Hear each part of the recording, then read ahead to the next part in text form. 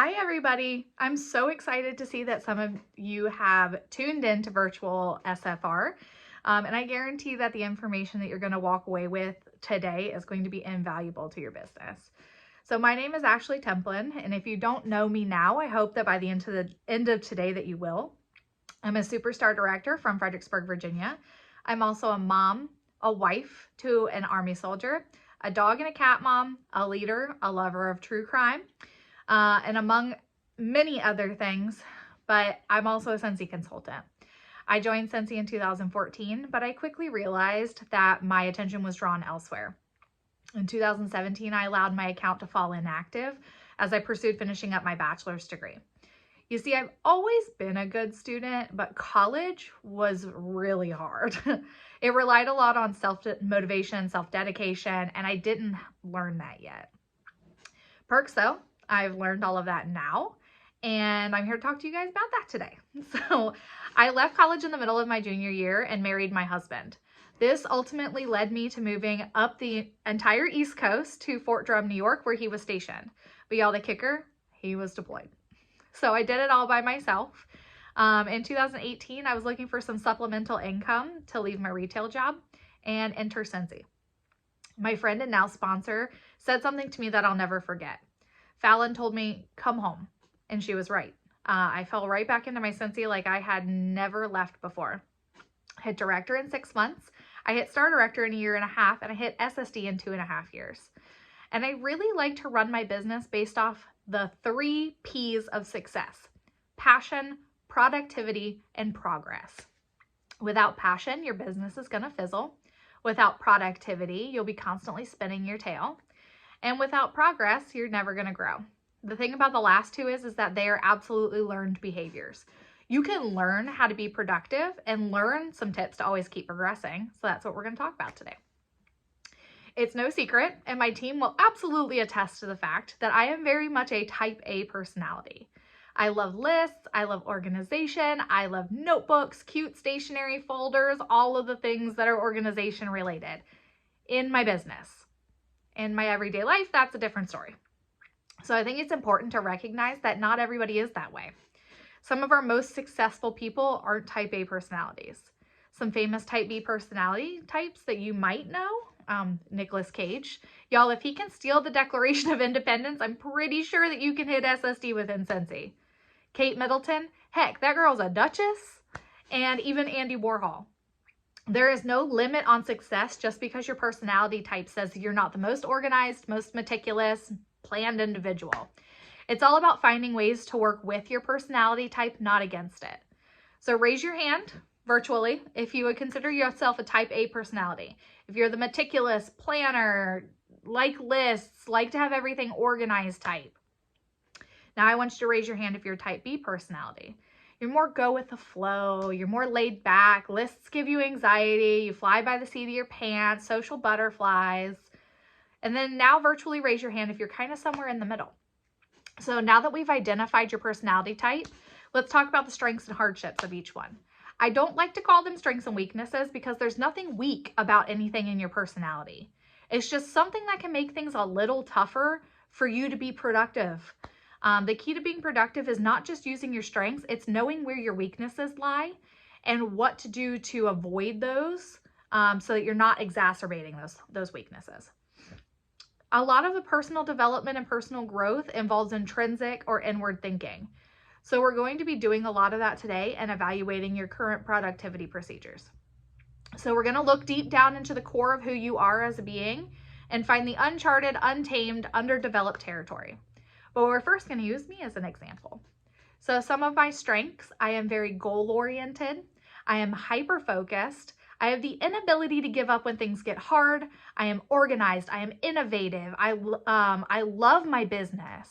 But some of my hardships: I'm a little lazy at times. I get overwhelmed very easily. I have a really hard time saying no. I'm forgetful, and I'm surprisingly not a list person or not a planner person. I have tried so many times, but I just do not remember to write in a planner. So what does your personality type have to do with productivity? Well, there are many parts of your personality that make it harder to be productive.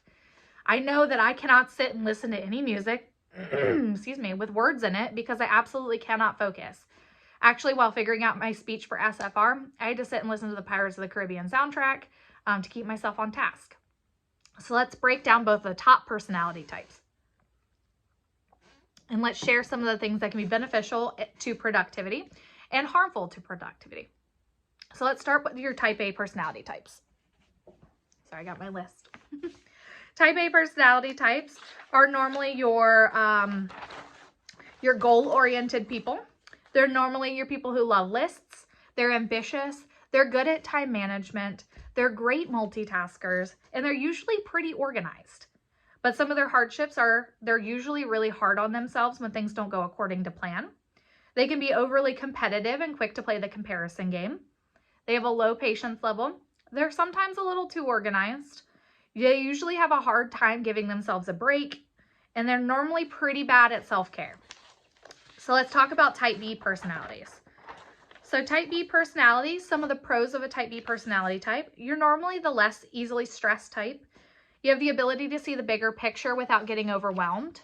You're great people, and you're always willing to share with others. You can think quick on your feet, and you have the ability to shift focus on a dime. You're the dreamers. You're self-confident, but some of your hardships are that you're easily distracted. You're more likely to throw in the towel when things get hard. You may try to do too many things at once. Sometimes you have trouble finishing tasks when they're started. A hardship can also be that you're a dreamer and you're known procrastinators. So thinking on your own personality type, I'm going to break down some of the productivity tips. I want you to think and write down as we go some of the ways you can tailor those to your personality. And if you're comfortable sharing, make sure you tag me on social media. Create a designated workspace is one of the most important. Y'all, your designated workspace doesn't have to be anything fancy, but having a designated space that you can go, put your head down, and get to work will help maintain a level of productivity. To give you guys an idea of what I mean by doesn't have to be anything fancy, when I lived in upstate New York at Fort Drum, I worked out of our garage for the majority of the time, and even in -2-degree weather, no heat. Because that was my designated workspace. That was where I could go to put my head down and work without being disturbed. Learn to love do not disturb mode. This one might be the hardest for both personality types. Type A personality types like to be in the know at all time and don't like to be disconnected from those around them. So they're the ones that when a notification pops up on their phone, they're the first people to check it. Type B personality types are your notorious people, your social butterflies. So learning to tune out all the background noise is going to help you keep your head down and keep your eyes on your project. Next thing is let go of the antiquated notion of hustle culture. Y'all, I absolutely hate the phrase hustle hard because the main reason that we choose to pursue businesses like these ones is so that we can have more times for the things that we feel we're missing out on, not work 24/7, 365. So let go of the idea that you need to be constantly available and learn to take breaks. Do something fun for yourself and your family. If not, you're going to become unproductive and resentful of your business. There's a balance that you need to learn to focus on. Next thing is set business hours for you and your team. Fit them into your existing schedule. Y'all, don't fit your existing schedule into your business hours. Next thing is learn how to say no. This is the one thing that I'm most bad at. Sometimes part of the reason we aren't productive is that we're just stretched too thin. Something I learned to ask myself is this a heck yes? And if not, it's a heck no. So next thing is create systems that work for you. So what works for one will not always work for all. So find a system that works for you and be open to adapting that system to each new season of your business or your life. And automate where you can. If you know you're going to have a busy week but want to maintain consistency in your VIP group, your team page, things like that, schedule your posts out for the week and add in other snippets when you can. You can normally guarantee that if something new is going to be released, we're going to get an announcement on Thursday for probably a Monday launch. So use that to your advantage and schedule a tentative post for Thursdays to announce a new and upcoming product. Next thing is put on music.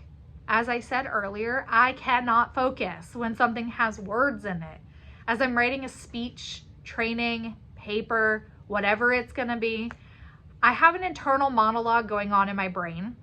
And when I put on music that has words in it, it overrides that internal monologue. It makes it really hard for me to concentrate. I love a good musical, but what really gets me pumped is something that makes me feel like I'm powerful.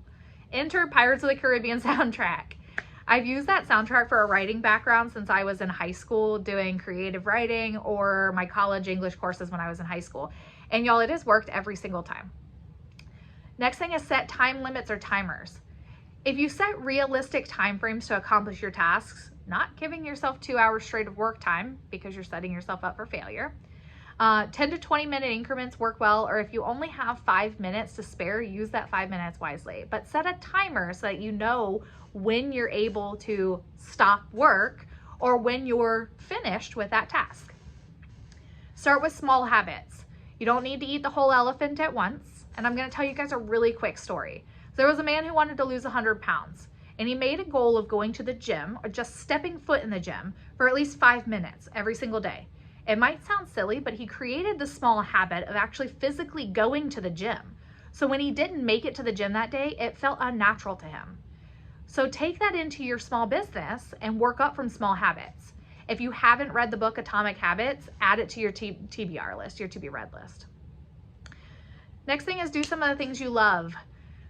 Not everything in your business needs to be an income producing activity. I know that that goes against every single thing that most of the leaders in this business will tell you.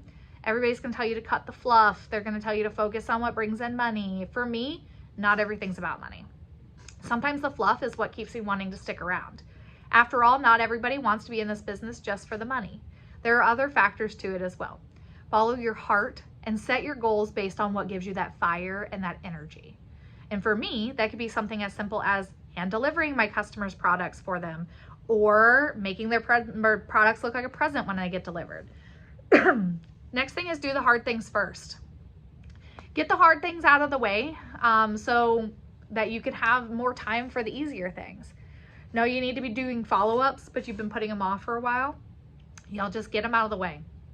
No, you need to reach out to so-and-so about starting a party, but the thought of reaching out to them gives you dry mouth, makes you sweat. Rip the Band-Aid off.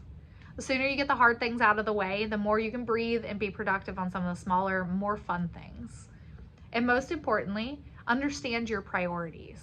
Instead of saying, I don't have time, start saying, that's not a priority, and see how that feels. Prioritize the things that bring you joy.